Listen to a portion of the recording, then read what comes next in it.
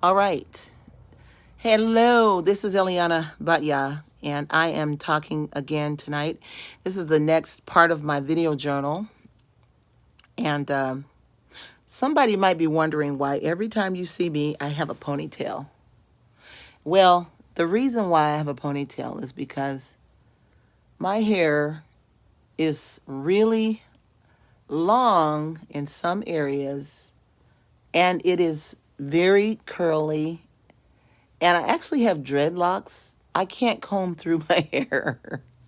But when I take my hair down and, it gets locked, but I've got strands that come all the way, way down, and they wrap around my hair. And so when I wash my hair, like if you can see here, like my ponytail is all knotted. It's all knotted in there, and I'm tender-headed. Okay, that's the real reason why is because I'm tender-headed. That means, for someone who doesn't know the term, when you start combing my hair, it pulls here or there, but it hurts. Some people don't understand that. I mean, that's real serious pain.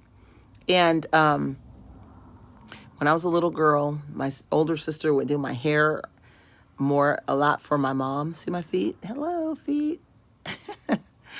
And what would happen is my sister would comb my hair, because we were getting ready for church. My father was a young minister. My mother was a choir director. And, the kids, we had to be ready. But I had all this wild head of hair. And my sister would say, oh, it's all matted in the back. And that's because my hair dreadlocks really quickly, because I have a couple different gradients of hair. So I've got some very fine hair, like very fine and kind of straight. And then I've got curly. And I got a little bit of kinky hair, like right up here. This is all in this area here is like my little kinky hair. But then as it grows out, it gets curly and wavy, but interspersed are fine hairs. So probably a couple strands different. So anyway, as it gets longer, those long fine hairs wrap around the other hair, and it twists together like this. And anybody that works with hair knows that, some people in some communities call them snarls. It dreads, it mats, or matted hair. You know about that? Okay, well, when my hair is wet, it's ringlets and it's soft and it's wavy. But when it dries, look out. It's a lookout. And so I can't comb through it, and I'm too lazy to comb through my hair. And I can't do it. But that's not why I started this video, is not talk about my hair and stuff. I have a serious point that I want to make, and the point is about this movement, this Black Lives. Now, what we need to understand about this is that this is not about black people.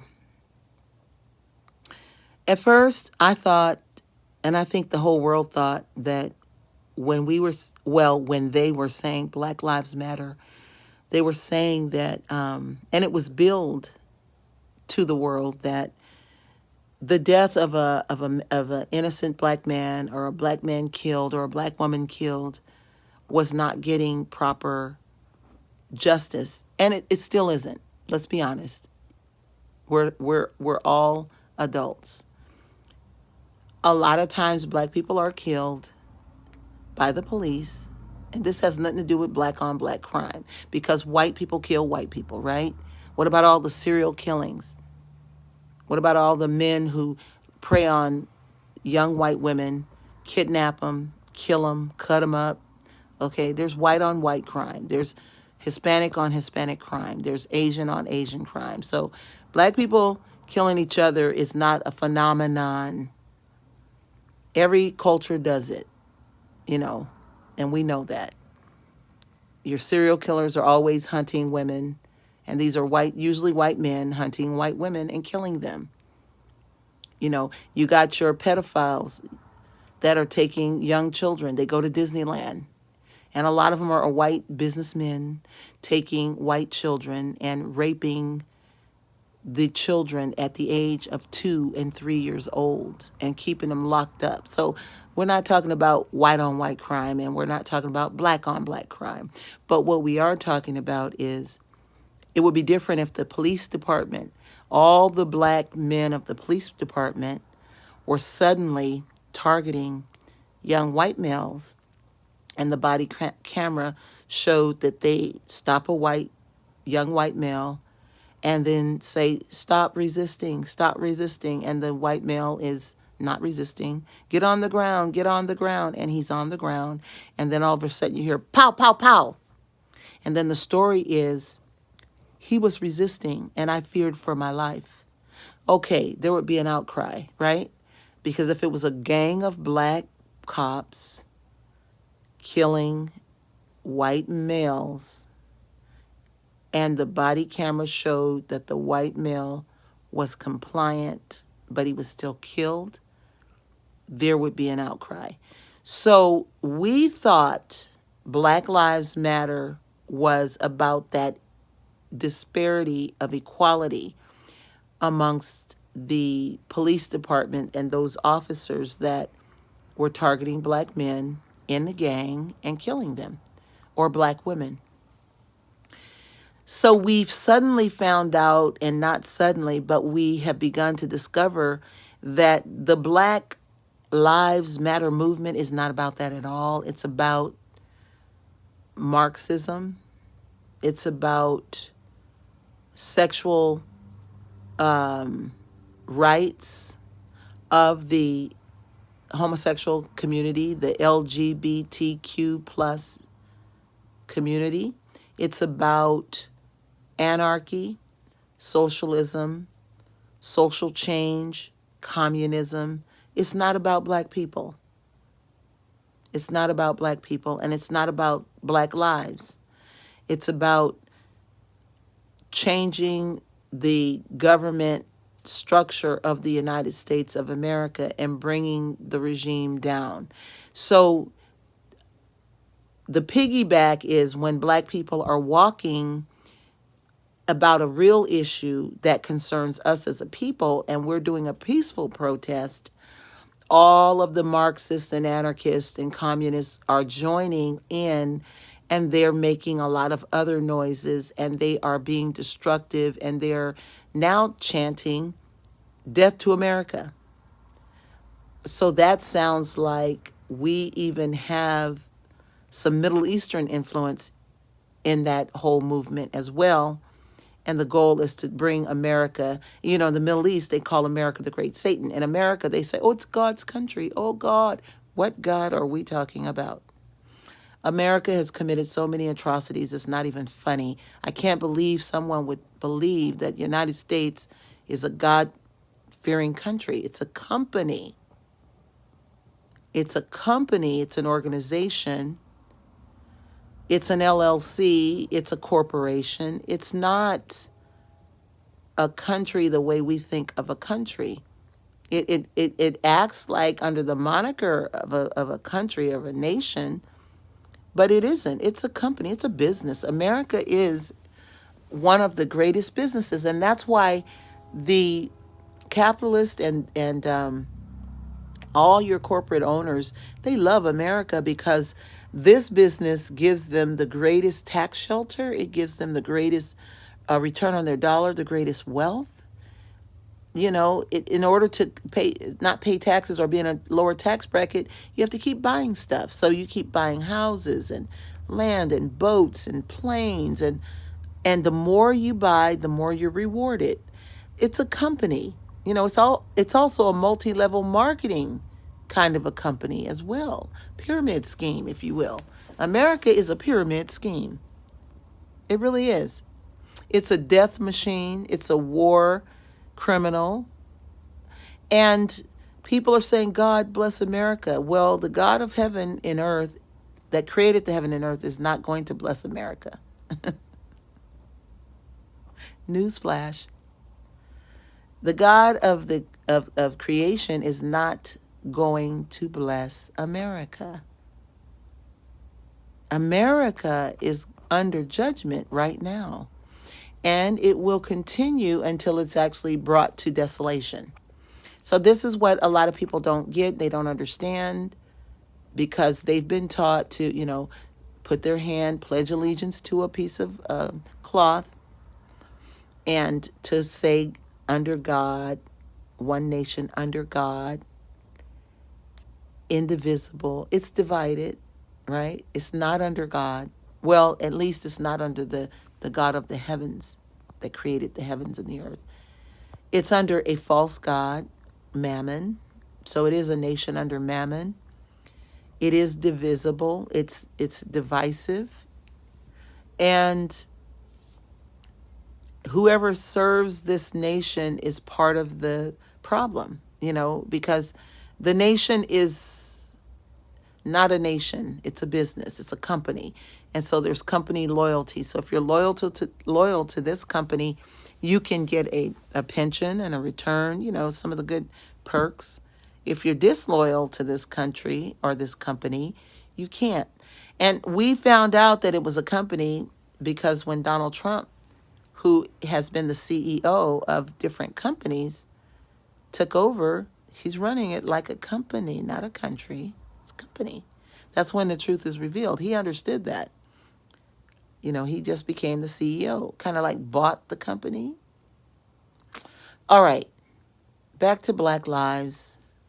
This issue has been running around, and it really needs to be told that the movement is not about Black people at all. It's a front for a Marxist regime. That's all it is. And they're so over here, the Marxists said, how can we really break into mainstream America in 2020 and really start to put our foot down the way we want it? So they waited for an opportunity. And when the George Floyd murder outraged African American community, they said, perfect.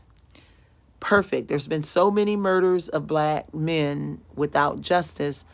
This is the perfect kindling for the fire we want to set. And so they came alongside. The family of George Floyd and all the other people marched peacefully and protested peacefully. But the other people rode the freedom train or the grief train. And they came with their Molotov cocktails, with their guns and their firepower and their rocks to bring about a disturbance and a noise and a destruction, and to cast the blame on the Black lives, on the people that were standing for righteousness. And then the banner of Black Lives Matter came over to try to wrap it all up. So if you understand what I'm trying to say, an innocent man is killed, the family grieves, the nation mourns. The political and the system with the police system were not going to really do anything to address it, like they haven't been doing anything about the other murders. So this movement, people said, let's march. We're tired. Plus, being home in the pandemic gave everyone a chance to see what was going on. So that's why there was so much outcry, because everyone was sheltering in place and they were staying at home, and social media became the thing. And when they saw the video, it got more views than it would have gotten in 2019. It would have been an isolated incident and only a few Black people and a few people would have known about it. But thanks to COVID-19, everybody could see it all around the world all at once, because all people were doing is staying at home. And so when that happened, the Marxists said, now is our chance. Okay? It's like the bear. The Marxist movement that we're seeing with Black Lives Matter is like the bear that goes to the edge of the river when the salmon are spawning, because the salmon have to swim upriver to get to their original spawning place. The bears wait. They know that the salmon have to jump out of the water to swim uphill, and it's perfect. That's when they can catch them. There are rocks there. And so the bear waits for the salmon. Okay, The black community is the salmon. The Marxist movement, Black Lives Matter, are the bear. Okay? As soon as the black community began to go uphill, the uphill battle for justice, the Marxist bears have come out to capture the spirit of the movement and change it into their agenda. So that's the best way I can describe this. The black community is the salmon going uphill for the uphill battle for justice. The Marxists, the anarchists, the communists are the bear, and they're capturing the spirit of the movement, the grief of the people, and they're riding the wave, but it's their agenda, not our personal pain. It's their agenda. And that's why nobody's down with Black Lives Matter except for those that are down with Black Lives Matter. Okay? Because it's not about black people. It's about another thing. And so I wanted to bring this out so people understand what this is really all about. Not about black people at all, but about a sexual revolution from the LGBTQ. It's about Marxism, anarchy, communism, and the downfall of the United States of America. That is what it's about. Now, who should be our leader? I don't know. I really don't know. I have no faith in Donald Trump, and I have no faith in Joe Biden or Kamala Harris. I have no faith in Bernie Sanders. I have no faith in any of these people who have run for a political office. And the reason is because everybody running for political office has the thinking of the old world before COVID-19, including the president. Every person has been fostered in the mindset of pre-COVID. Post-COVID or during COVID, we need a different kind of leader for the United States of America. But possibly that leader is too young to run for office. It could be one of our teenagers, that's coming up and coming. But the leader is not here. And so we're having a mock election on November 3rd, but there is no qualified leader to lead the United States of America anymore. So this country is in trouble, and whoever assumes the position is not qualified.